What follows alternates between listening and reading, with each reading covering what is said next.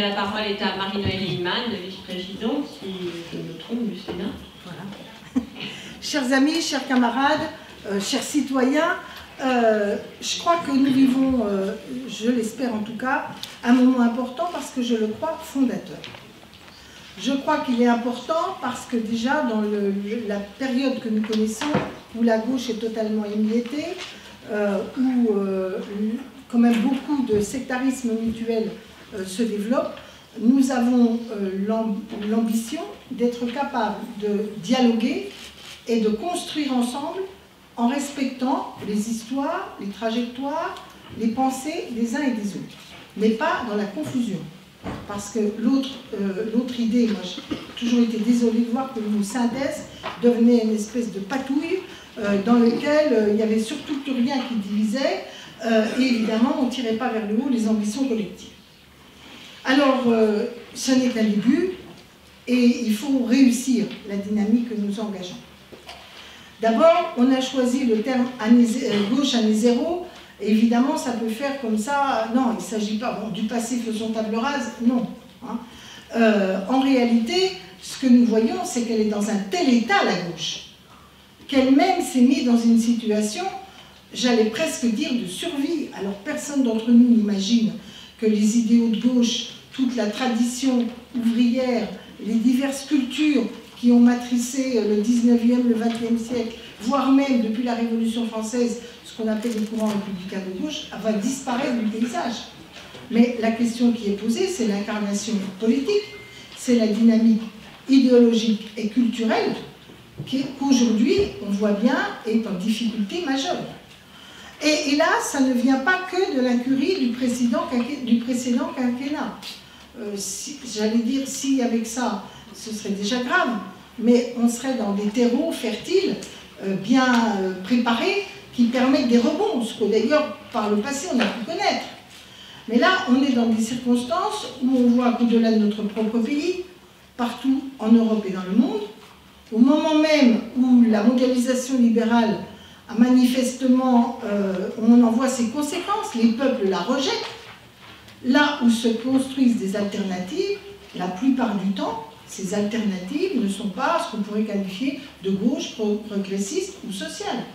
Elles sont très souvent de caractère néofascisant, nationaliste au sens le plus étriqué de repli sur soi, j'allais presque dire plutôt identitaire d'ailleurs, dans toutes les formes des réactions identitaires qu'on connaît. Et donc on est dans un grand maelstrom mondial dans lequel on voit bien que ce qui est à reconstruire est quelque chose de lourd. Moi, je crois que dans ce pays, la France, nous avons une opportunité politique qui est un peu différente de ce qui se passe dans d'autres pays. Je pense que ce renouveau de la gauche, elle va venir avec des cultures, des histoires, des territoires dans le monde un peu différents pour les construire. En revanche, je pense que nous avons en France des fondamentaux de ce qu'a été la gauche française, qui a été la prolongation de l'idéal républicain, qui, de mon point de vue, n'est pas disqualifié dans la période. Évidemment, si on l'entretient comme une espèce de truc poussiéreux où rien ne doit bouger de tous les fondamentaux et dogmes qu'on a toujours eus, évidemment, ça ne marchera pas. Donc j'ai l'ambition, et je crois que nous l'avons collectivement, nous avons l'ambition de réinventer une gauche française qui est à la fois antilibérale, républicaine, sociale et écologique, parce qu'il est incontournable de traiter cette question qui pose la question de l'avenir de l'humanité et bien sûr de la famille. Alors, on a voulu faire des tables rondes sur des sujets que nous considérons comme essentiels, et ce n'est qu'un début. Ce qui nous unit aussi, c'est la conviction absolue qu'il n'y a pas d'avenir pour la gauche si elle n'est pas capable de se rassembler et de s'unir. Il n'y a pas un moment de l'histoire de France où, quand la gauche est en difficulté, elle n'en est sortie par une autre voie que celui de son rassemblement et de son dépassement. C'est-à-dire à la fois sa capacité de se rassembler, mais de parler au peuple avec des formes nouvelles, à partir d'attentes nouvelles, de luttes et de causes nouvelles qui émergent dans la société. Donc c'est ce qui nous unit, mais ce rassemblement, dans un pays comme la France, et je pense dans la plupart des pays, mais surtout chez nous, Il n'y a pas une culture de gauche. Il y a des cultures de gauche qui, à chaque période de l'histoire, se développent avec des tonalités plus ou moins fortes dans tel ou tel domaine. Hein. Et croire qu'on va avoir, qu'on va niveler tout cela au nom du fait qu'on est populaire ou qu'on est de gauche n'a pas beaucoup de sens. Faut-il encore que ces références à ces cultures de gauche ne soient pas des archaïsmes stériles qui ne parlent plus au peuple. Quand nous disons gauche républicaine, je ne suis pas sûre que pour une partie des plus jeunes que nous rencontrons, ça leur dise grand-chose.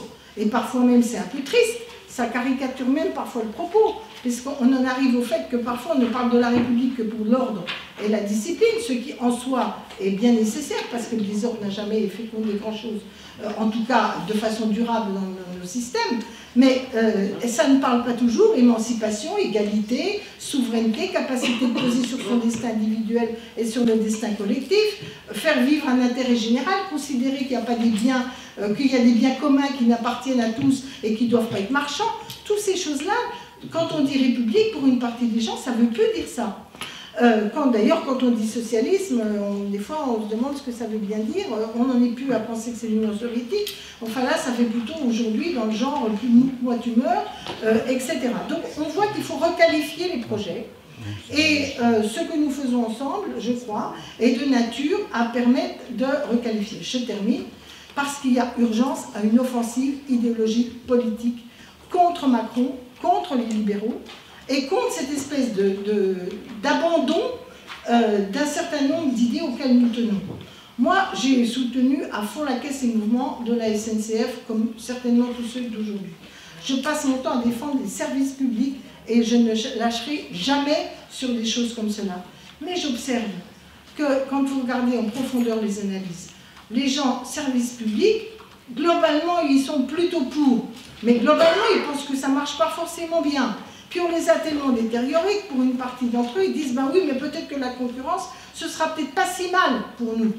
Et puis ils raisonnent par rapport, comme dirait notre ami François Hollande, le socialisme de l'individu, ben oui, chaque individu raisonne par rapport à lui-même. Donc c'est sûr que quand on est dans le centre de Paris, le fait que les petites lignes, entre guillemets, non rentables disparaissent, ça paraît pas traumatisant. Sauf que quand on voit l'inégalité territoriale et qu'on est dans ces territoires, on voit à quel point l'intérêt général ne peut pas être la somme des intérêts des individus. Donc il me semble que quand on voit ça, on voit qu'il y a une offensive idéologique, politique, militante à avoir. Les mouvements sociaux, on les a soutenus, mais s'il n'y a pas de débouché politique collectif et pas chacun qui veut rattraper pour son seul fanion les mouvements sociaux, je pense que nous aurons du mal à éviter cet affrontement, les libéraux face aux identitaires, qui est le grand risque de la période qui s'ouvre.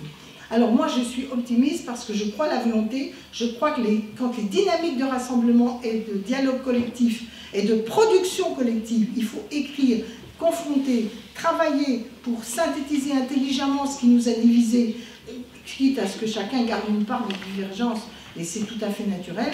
Si nous sommes capables d'enclencher cela, je crois que nous œuvrerons efficacement, non seulement pour la rénovation de la gauche, mais je l'espère pour la reconquête politique, idéologique et culturelle.